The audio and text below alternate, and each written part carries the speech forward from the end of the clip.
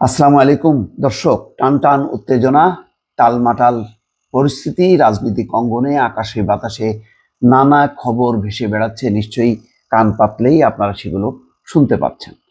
নানা খবর ভেসে আসছে। গতকালকে যমুনায় কি হয়েছিল? 4 ঘন্টা রুদ্ধদ্বার বৈঠকে ডক্টর মোহাম্মদ ইউনূসের সঙ্গে উপদেষ্টারা নানা বিষয় নিয়ে আলোচনা করেছেন। সেখানে প্রধান উপদেষ্টা হতাশ, ক্ষুব্ধ এবং পদত্যাগ, এই বিষয়গুলো উঠে এসছে। কেন প্রধান উপদেষ্টা হতাশ, কেনই বা বিক্ষুব্ধ, কেনই বা এই পরিস্থিতি, তা নিয়ে চুলচেরা বিশ্লেষণ করেছেন বেশ কয়েকজন উপদেষ্টা। তার প্রেক্ষিতেই ডক্টর মোহাম্মদ ইউনূসের উপলব্ধি, তিনি তার যে কাঙ্ক্ষিত লক্ষ্য, সেই লক্ষ্য তিনি পূরণ করতে পারবেন না, তিনি ব্যর্থতার দায় নিতে পারবেন না। সুতরাং তিনি জাতির উদ্দেশ্যে ভাষণ দিয়ে পদত্যাগ করতে চান, এমন খবর কিন্তু সামনে চলে এসছে। প্রথম আলো পত্রিকা একটি রিপোর্ট করেছে, প্রধান উপদেষ্টা হতাশ, ক্ষুব্ধ, পদত্যাগ নিয়ে আলোচনা। দেশের বিরাজমান পরিস্থিতিতে ক্ষোভ ও হতাশা প্রকাশ করেছেন অন্তর্বর্তী সরকারের প্রধান উপদেষ্টা ডক্টর মোহাম্মদ ইউনূস। যদি ঠিকভাবে কাজ করতে না পারেন তাহলে প্রধান উপদেষ্টার পদে থেকে কি লাভ, সে কথাও বলেছেন। বৃহস্পতিবার দুপুরে উপদেষ্টা পরিষদের নিয়মিত বৈঠক শেষে অনির্ধারিত আলোচনায় দেশের সার্বিক পরিস্থিতি নিয়ে অন্য উপদেষ্টাদের সঙ্গে কথা বলেন ডক্টর মোহাম্মদ ইউনূস। সেখানে ক্ষোভ এবং হতাশার কথা তুলে ধরেন তিনি। অন্তর্বর্তী সরকারের একাধিক উপদেষ্টা এবং সরকারের উচ্চ পর্যায়ের একজন দায়িত্বশীল কর্মকর্তার সঙ্গে কথা বলে বিষয়টি নিশ্চিত হওয়া গেছে। প্রথম আলোর রিপোর্ট দর্শক আপনাদের সামনে উপস্থাপন করছি।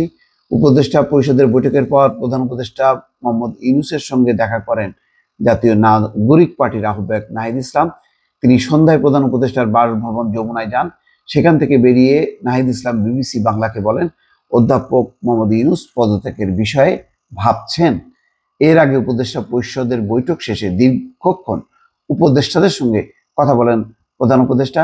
বৈঠকে উপস্থিত থাকা একাধিক সূত্র জানায়, ঢাকায় প্রতিদিন সড়ক আটকে আন্দোলন, সংস্কার সহ বিভিন্ন বিষয়ে রাজনৈতিক দলগুলোর মধ্যে ঐক্যমত্য না হওয়া, রাষ্ট্রীয় কাজে নানা পক্ষের অসহযোগিতার বিষয়টি আলোচনায় আসে। আলোচনার এক পর্যায়ে কাজ করতে না পারার বিষয়টি তুলে ধরেন প্রধান উপদেষ্টা।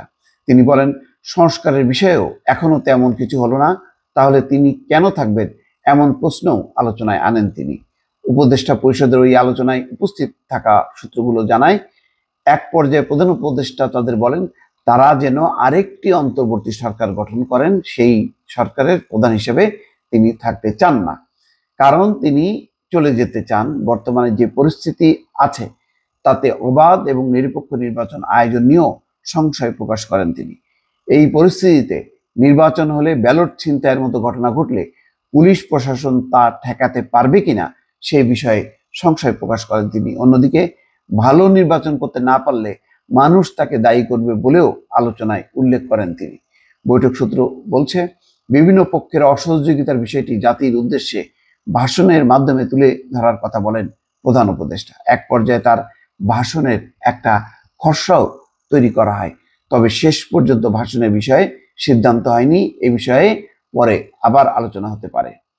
দর্শক বুঝতেই পারছেন যে বিস্তারিত বিষয়ে আলোচনা হয়েছে, বিশেষ করে সেনা প্রধানের বক্তব্য এবং বিএনপির যেই জরুরি সংবাদ সম্মেলনে সেখানে ডিসেম্বরের নির্বাচন এবং 3জন উপদেষ্টার পদত্যাগ, এই বিষয়গুলো নিয়ে তোলপাড় হয়েছে এবং ধারাবাহিকভাবে যমুনাকে ঘিরে ইশরাক হোসেনের সমর্থকদের যে আন্দোলন, সেটিও ডক্টর মোহাম্মদ ইউনূসকে ভাবিয়ে তুলেছে।